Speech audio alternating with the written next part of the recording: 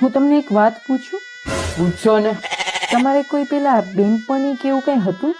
હા, આ અમારે બેનપણા નો હોય. અમાર ઘર ખબર પડી જાય ને તો અમારા બાપા વાહા કાબરા કરી નાખે. તો તમારે લગ્ન કરવાનું રીઝન શું છે?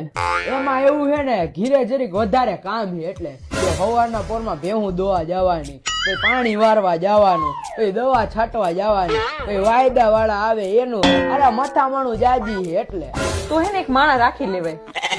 આ માણા પોહાવા તો જોઈને આપણને 20,000 રૂપિયા લઈએ મહિનાના, અને 12 મહિનાના થયા 2,40,000, અને 5 વર્ષે જોવા જાય ને તો 12 લાખે કાંટો અડે.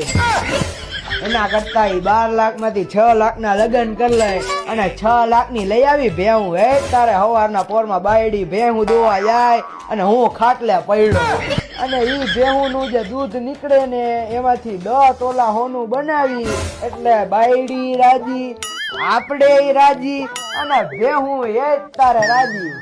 10 તોલા હોનું તો મારી હાથ છે, કરો કંકુના. એ ગાંડી શરમાઈ ગઈ.